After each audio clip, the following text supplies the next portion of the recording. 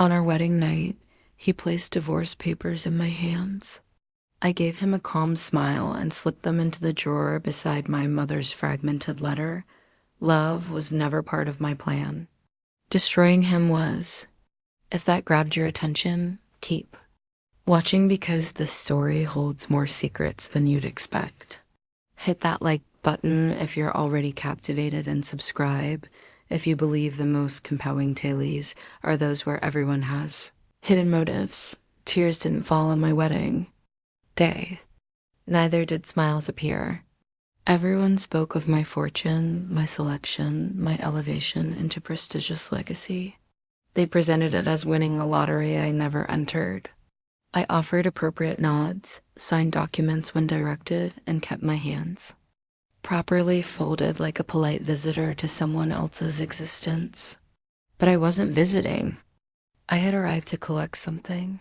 The ceremony unfolded within Ashbourne Estate's private chapel, an ancient stone building that absorbed sound rather than echoing it. The pews remained mostly vacant. Several required witnesses sat rigidly in expensive suits, while the officiant spoke so quietly his words seemed memorized. Thomas Ashbourne positioned himself to my right, imposing and quiet in his charcoal three-piece suit. He resembled someone who finalized deals before morning coffee and destroyed careers before lunch. His attention stayed fixed on the distant wall. During the ring exchange, his eyes avoided mine completely. He extended his hand, waited for mine, then slid the band onto my finger like completing paperwork. This wasn't a promise or connection, merely procedure. His thumb grazed my palm center, barely perceptible, yet I noticed. That fleeting touch, however accidental, resonated louder than the entire ceremony. It wasn't affection. It was human. Contact, making it somehow significant. He spoke the traditional vows with the same tone I imagined he used during corporate meetings. I recited mine too, composed and unwavering. Trembling never came, though I almost willed it. But vulnerability only matters when observed. No kiss followed, no applause, no gentle sighs from loving relatives. Only a measured exit from the chapel through corridors scented with wax and wood polish. Thomas walked slightly ahead, his pace confident yet unhurried, as though this was routine, as though none of it held weight. He guided me toward the east wing where they'd prepared a modest room. Pristine white linens, an ornate wardrobe, and a large window overlooking the orchard. Everything appeared flawless, untouched, as if vacant for years. A single envelope waited on the nightstand, cream-colored and unsealed. I opened it deliberately. Inside lay a document, divorce papers, already bearing Thomas Ashbourne's signature. No date, no message, just his name inscribed precisely at the bottom. He had arranged my departure before I'd even entered his home. Settled on the bed's edge. The mattress barely responded to my weight. Across the room, the wardrobe stood sealed, its hardware gleaming softly in the filtered afternoon sunlight. I placed the envelope beside me, fingers brushing the paper as if it might vanish. So this was his strategy. Provide the girl a room, a title, an exit she could take without drama or confrontation. He anticipated gratitude or silence, perhaps. Both. He believed this arrangement showed mercy. He assumed I would depart. That was his initial error. I reached beneath the bed, retrieving the small wooden container I'd carried in my mother's suitcase. The box held scents of cedar dust and aged thread. Inside were just 2 items, a partially completed handkerchief with intricate blue and silver embroidery, and a torn piece of yellowed paper, a letter my mother had begun or attempted to write years ago. Only the opening line remained readable. If you're reading this, it means you've returned to the house I once fled from. I'd read those words countless times before. The complete story remained unknown. She never shared it. My mother never spoke the Ashbourne name aloud, but she wove it into every silence. Every prolonged sigh over the kitchen sink, Every instance her hands trembled while threading needles. Her pain was never dramatic. It was rehearsed, controlled. Like mine, I wasn't here seeking love. I came to complete what she couldn't, not through rage or spectacle, simply closure. They believed they were elevating me beyond my status, but I'd studied this family before ever entering their halls. I knew their charitable work, their carefully buried scandals, the inheritance patterns that spread like veins across estate records. I understood what they'd taken, what they'd rewritten. I didn't enter this marriage blindly. I petitioned for it. They thought they chose me, but I selected them first. The room remained motionless as I returned the handkerchief to the box and closed the lid. I slid the container under the bed and stood, walking to the window. Outside, the orchard swayed in the breeze, rows of trees perfectly spaced, bearing fruit I'd never be invited to harvest. Invitations weren't necessary. I pressed my forehead gently against the glass. Somewhere in this house, he sat alone in his room, believing this union was merely obligation and appearance, thinking I would leave once I realized how cold these walls were. I smiled slightly. "You didn't choose me," I whispered to the glass. "I brought myself here." Then I examined the ring on my finger. It gleamed dully in the fading light. This wasn't a love story's beginning. This was the first move in a reckoning.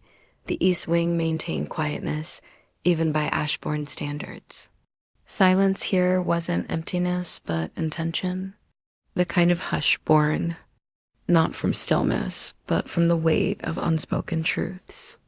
I quickly learned which floorboards creaked, which doors groaned when opened too far, and which hallways contained no portraits at all.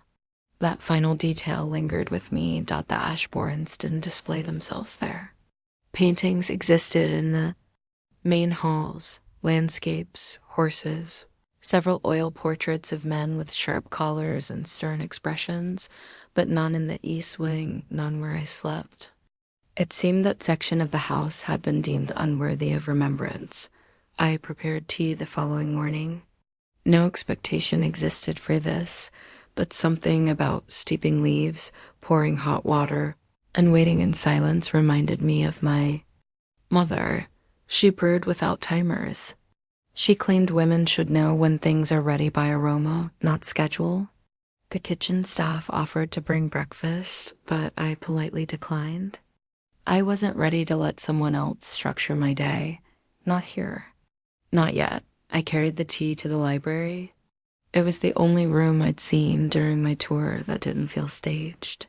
The shelves stood tall and unevenly filled, some with leather-bound volumes, others with worn paperbacks that had clearly been read multiple times.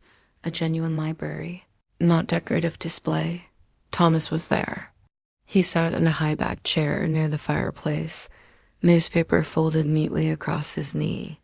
He didn't acknowledge my entrance, didn't notice the soft porcelain clink as I placed tea beside him.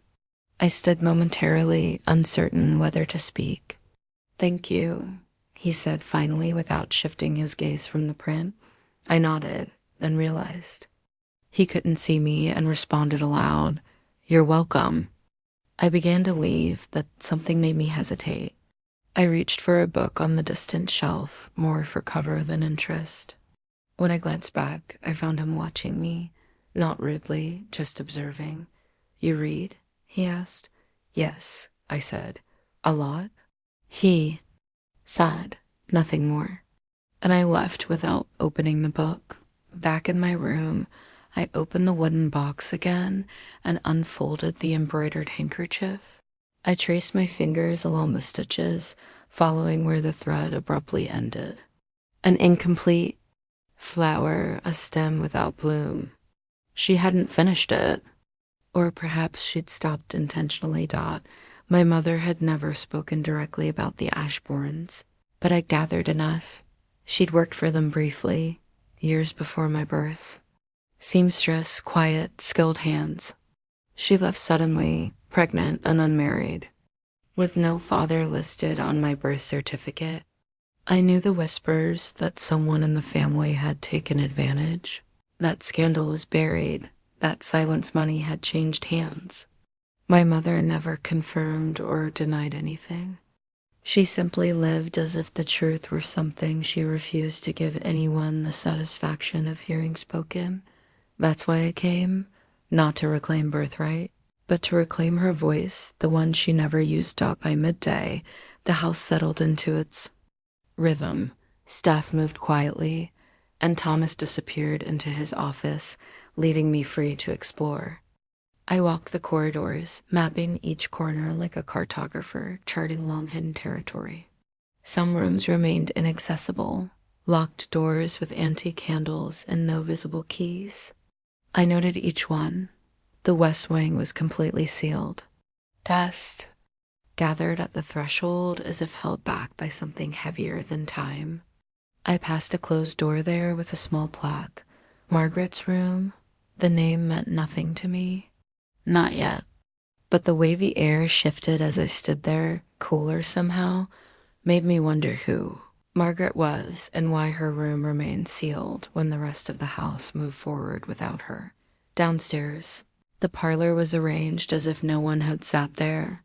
For years, the piano was tuned but untouched.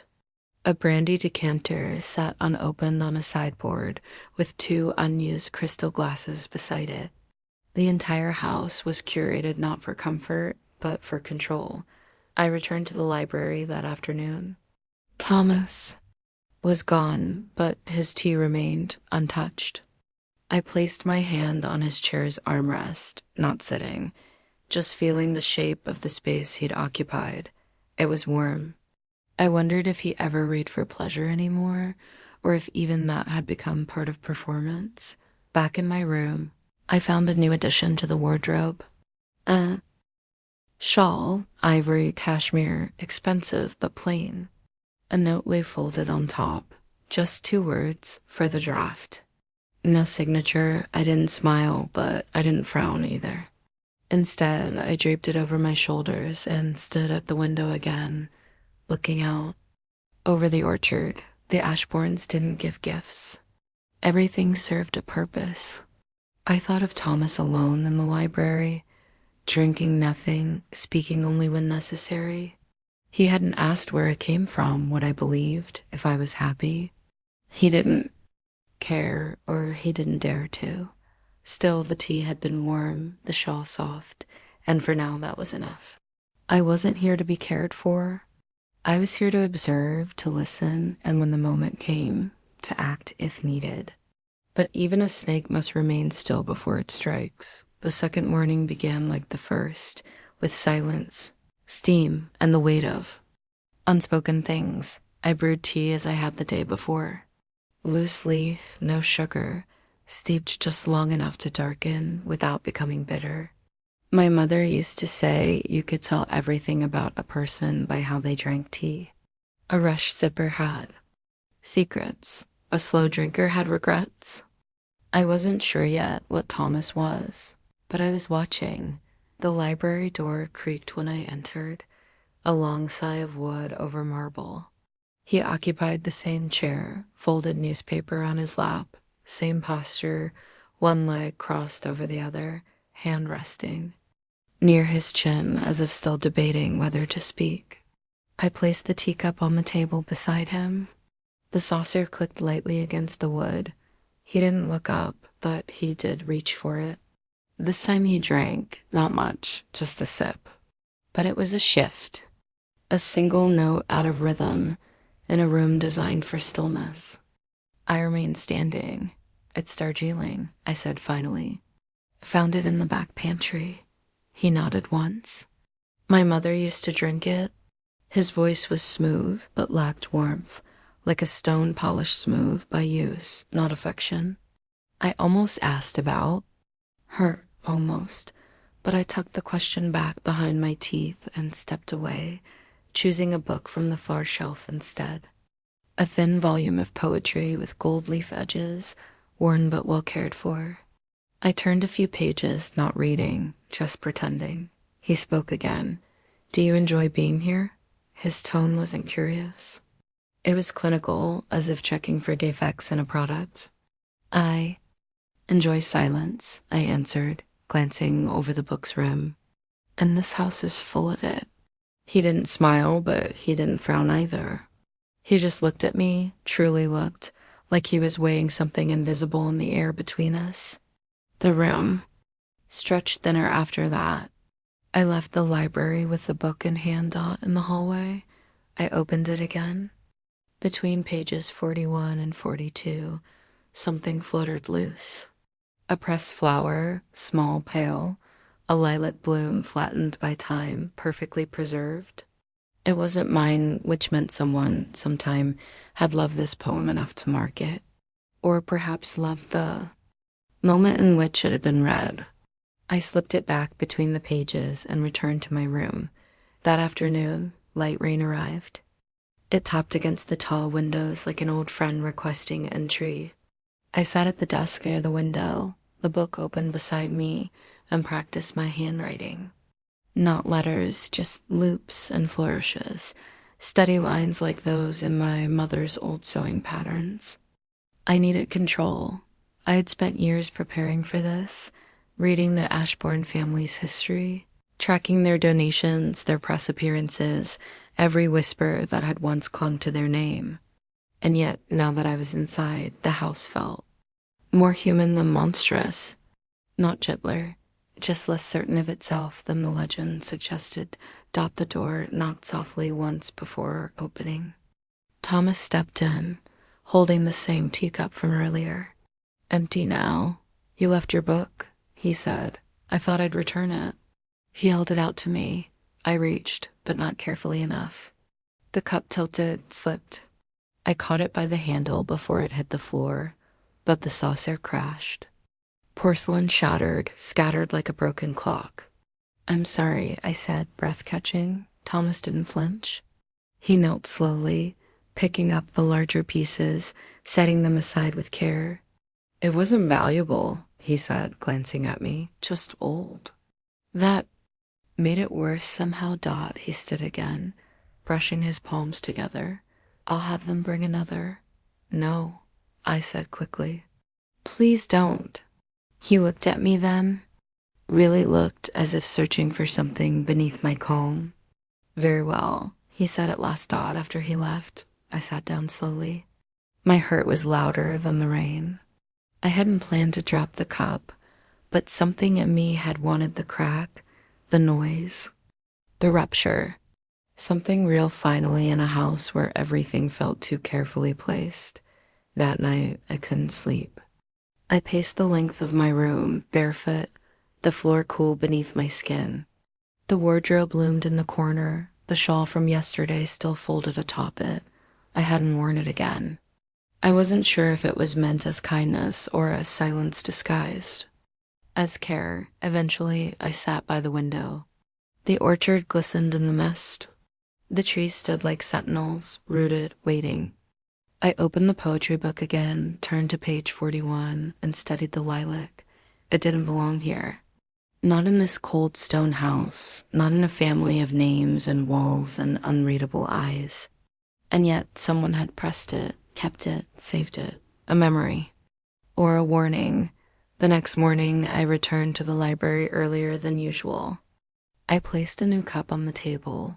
No saucer, just tea. Stronger this time. When Thomas entered, he looked at the cup, then at me. I thought you might prefer it without the risk, I said softly. This time he did smile.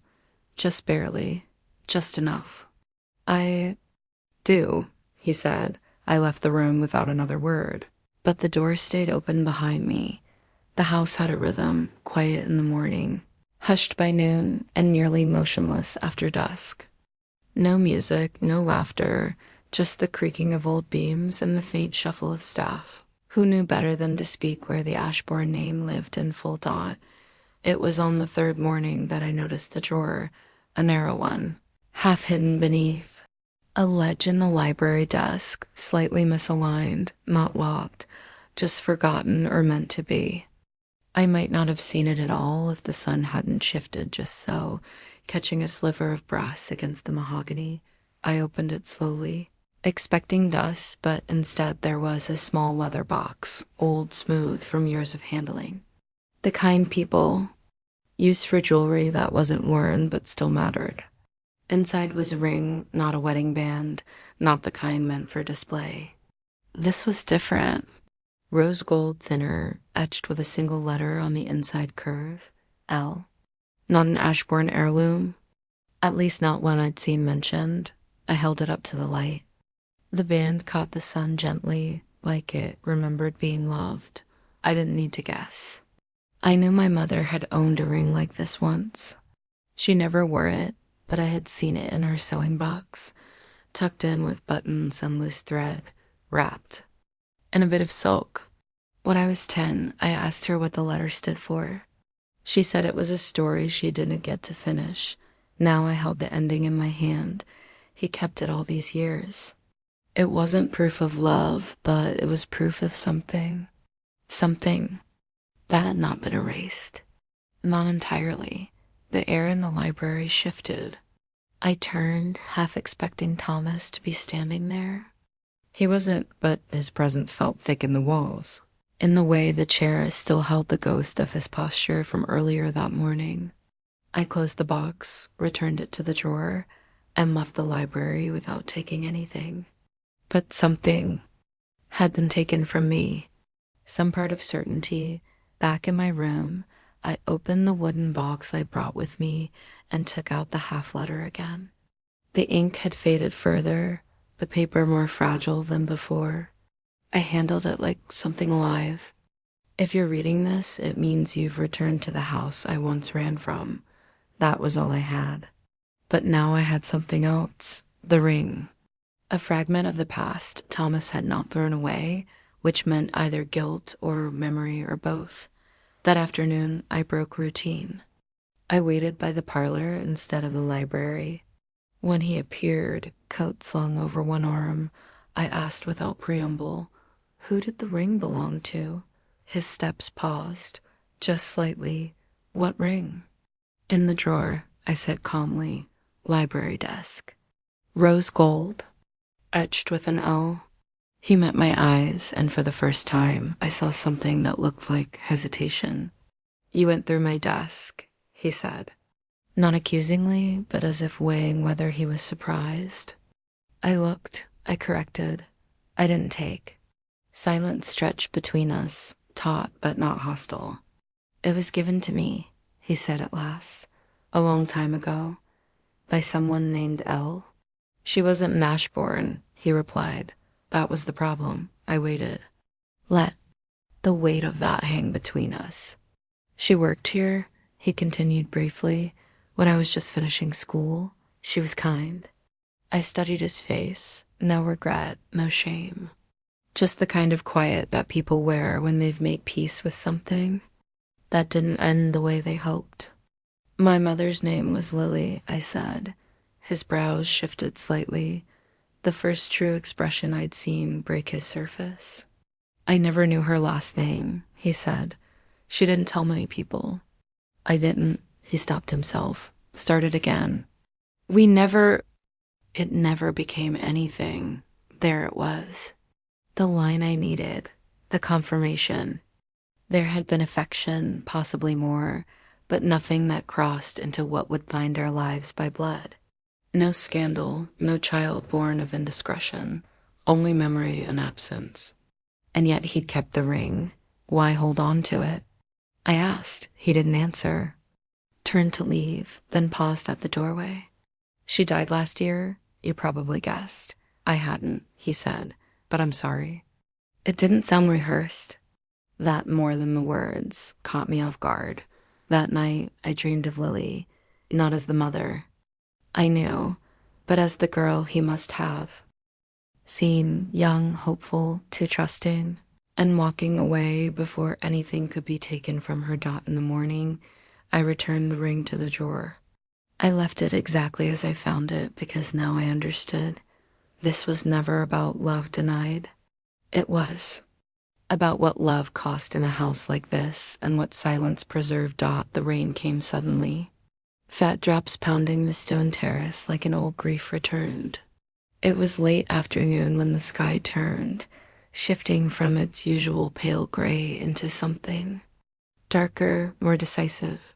I watched it roll in from the library window, the orchard blurring behind streaked glass. There was something strangely personal about the sound of rain in this house, like it belonged to it, not to the season. I pulled the shawl tighter around my shoulders, not out of cold, but reflex. The house felt heavier when it rained, like it remembered. I hadn't seen Thomas all day, not in the halls, not in the library. I asked one of the staff quietly, casually, and was told he'd gone to the far storage wing.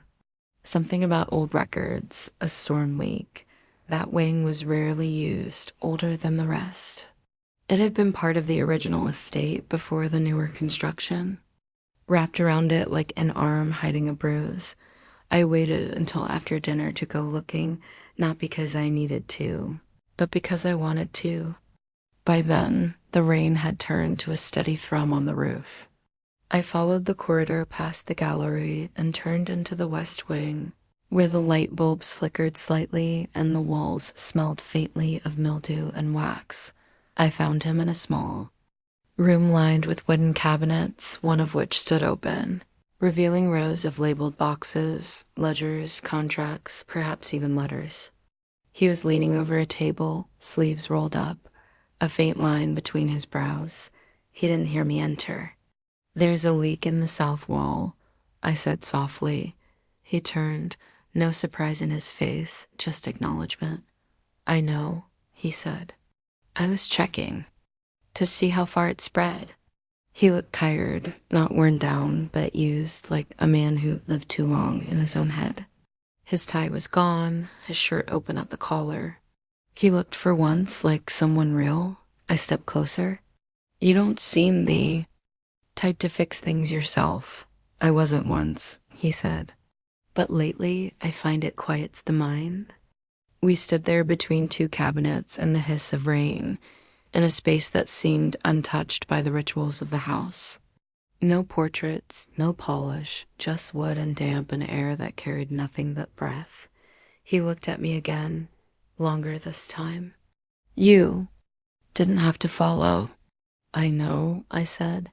He leaned against the table, arms crossed loosely. "Did you come to ask more questions?" "No," I said. "I came to answer one." His brow lifted. "A quiet invitation." "You asked me once if I enjoyed being here," I said. "I told you I enjoyed silence." He nodded. "But that wasn't entirely true," I continued. "I've been silent because it's what I was taught, not because it brings me peace." The room held its breath. "I came here thinking silence would give me power," I said. "That if I withheld enough, I'd keep control." His eyes didn't shift. "And have you?" "I'm not sure," I said. "But it's starting to feel like silence is just another kind of obedience." The word surprised even me. He looked at me, not past me, not through me, at me, as though finally registering that I wasn't just the girl from the East Wing. I was something else now. A figure, not a shadow. Then, without ceremony, he stepped closer. His hand didn't reach for mine. He wasn't that bold, but he stood near enough that I could feel the heat off his skin, the barely there scent of rain-soaked cotton and cedar and tea. He was still watching, but his eyes had softened just slightly.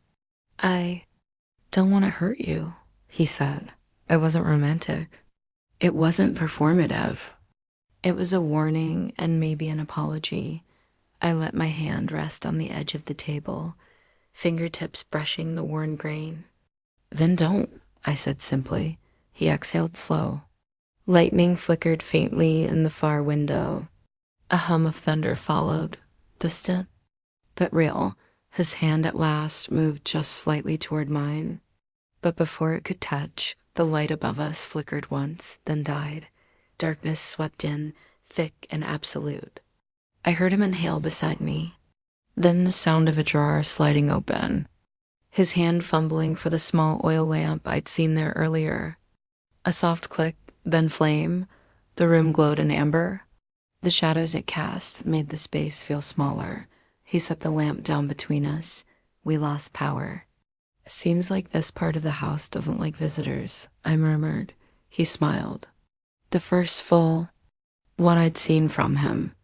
It was subtle, uneven, like something unused reawakening. We didn't speak for a while. We didn't need to. I studied the lines at the corner of his eyes. The way his hair curled slightly at the ends now that it was damp. The way his chest rose and fell, not deeply, but measured. He studied me too. I could feel it, not with hunger, but with curiosity and something else. Something almost like recognition. Eventually, I stepped back. I should go before the staff starts rumors, I said. His voice was low. They don't talk. I know, I said, but I do. He didn't follow me. He just nodded. And when I passed him, the space between us narrowed, not touching, but grazing. His sleeve brushed mine, that was all. And yet, it felt like more than every word we'd exchanged so far. In my room, I undressed slowly, not from nerves, but from thought. I stood in the mirror and looked at myself as if trying to see what he had seen. I couldn't, but I could feel it. Something had shifted, and this time I hadn't planned it. The fire had already been lit when I entered. Thomas stood near the hearth, his jacket draped over a nearby chair, sleeves rolled to the elbows. He didn't look surprised to see me. He didn't look surprised at all. The room was warmer than any other in the house, not just by heat, but by presence. The bookshelves here were uneven used. A lamp glowed amber in the corner. Someone had opened the window just enough for the air to stir. It smelled like old cedar and the last rain still clinging to the trees outside. He finally turned. You're late. I wasn't coming, I said. Then I was. He nodded like that made sense, like nothing needed to be explained between us anymore. Walked toward the fire, slow, measured. He watched me the whole way. I've been thinking, I said, about what silence does to a person. He tilted his head, curious. It creates space, but it also creates distance. And distance becomes loneliness. Then that loneliness gets mistaken for control.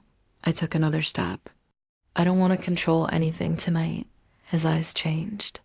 Not darken, soften like someone exhaling after holding their breath too long. Touched the edge of the chair between us, fingers grazing the worn fabric. You can stop me, I said, anytime. He didn't answer, but he didn't move either. I stepped around the chair until there was nothing but breath between us. When my hands touched his shirt, he stayed still. I undid the first button, then the second. My fingers didn't shake. Not this time. He raised one hand slowly, paused at the edge of my jaw. You don't have to prove anything. I'm not proving, I whispered. I'm choosing. His hand slid to the back of my neck, fingers warm, steady. My dress loosened at the shoulders, the fabric sliding soundlessly to the floor. His eyes never left mine. There was no rush, no command, only motion, deliberate, clear, real. When he kissed me, it wasn't soft. It was anchored, like he was checking if I would vanish. I didn't. I pressed back. We moved toward the bed, step by step, each one erasing part of the space we had built with caution. When his hands gripped my hips, I responded by tugging him closer, guiding his weight, not letting it fall, but letting it matter. There was breath, heat, the rustle of sheets. Disturbed for the first time in years. His mouth traced my collarbone, and I arched, not in surprise, but in welcome. He was strong, yes, but not forceful. Every movement asked a question, and I answered without hesitation. It wasn't romantic. It wasn't tender. It was earned. The kind of intimacy that comes when two people stop pretending they are uncheckable. I wasn't playing a part anymore, and neither was he. When we were done, the air felt thick with something unspoken. I pulled the blanket around myself and sat upright. He lay beside me, one arm draped across his stomach, staring at the ceiling. "You're quiet," I said. "I don't know what to say," he admitted. "Then don't say anything." I looked down at my own hands. They looked different now. Not weaker, not stronger, just less distant. "You didn't ask me what this meant," I said after a while. "No. You don't want to know? I think I already do." He sat up, bare-chested, the firelight casting golden shadows across the lines of his torso. He looked less like the man who ran a company and more like someone who once had dreams and forgot where he put them. "I didn't come here to fall in love," I said. "I didn't ask you to. I didn't do this to win something." He turned to me. "Then why did you?" I thought for a long moment before answering. "Because I needed to know that I could," I said. "That I could choose this, not as an act, not as manipulation, just because I wanted to." His breath caught not loud, but audible. He leaned forward, placed one hand lightly on my knee, fingers splayed, not possessive. "And did it help?" he asked. I didn't know how to answer that because something had shifted, something I hadn't expected. I had spent weeks, months, planning how I would control this house, this marriage, this man. But control had never felt this human, and I wasn't sure if that was victory or surrender. "I don't regret it," I said finally. "Neither do I." He rose, reached for his shirt, but paused halfway. "You can stay," I said before I knew I meant to. He looked at me long, then set the shirt down. "I won't assume," he said. "Don't," I said. "Just lie down." He did. We lay side by side, not touching now, not needing to. The fire crackled beside us. Rain had stopped. The house was still, but the silence between us had changed shape. It no longer felt like a wall. It felt like something waiting to become a door. He came to my room the next morning, not in secrecy, not with hesitation. Just after dawn, when the halls were still dim and the staff hadn't begun their careful choreography of silence. I was seated at the window, hair undone, shawl loose around my arms, when I heard the knock, one short, one long. Then the door opened. He stood in the frame, dressed simply, dark sweater, no jacket. A man stripped of armor, but still unsure what to do with the exposed skin. "I want to show you something," he said. No good morning, no small talk, just that. I nodded, stood, and followed. We passed through 3 corridors I had never walked. Past the sealed west wing and the long hallway with no paintings. His steps were slow, but steady, intentional. He stopped at a door at the very end. The wood was darker than the rest. Dust gathered in the grooves like forgotten time. He took a key from his pocket. "I haven't been in this room in over 15 years, he said. "What changed?" "You did." The lock clicked. The door opened. The smell hit first. Old linen, forgotten paper, something faintly sweet beneath it all. The room had been a bedroom once, a girl's, I guessed. The bed still stood against the wall, untouched, sheets yellowed but folded. A mirror cracked in one corner. Books on a shelf with titles too young for me, too sad for him. "She was my sister," Thomas said. "Margaret." The name on the door, I remembered. She died when she was 17. Illness, quick, unexpected. His voice didn't tremble, but he wasn't steady either. She was the soft one, the dreamer. My mother called her the light in the family. After she died, the house got quieter. Not out of grief, out of guilt. I didn't speak, just walked slowly to the desk. There were photos, faded. One showed a younger Thomas, not smiling but not closed off, with a girl beside him, sun in her hair, eyes full of something gentle. "She wanted to leave this house," he said behind me. "But she never got the chance." I touched the edge of the desk where a small notebook lay open. The last entry was a list of places: New York, Boston, Vermont, anywhere warm. He watched me read, then said softly, "This house kills women who dream."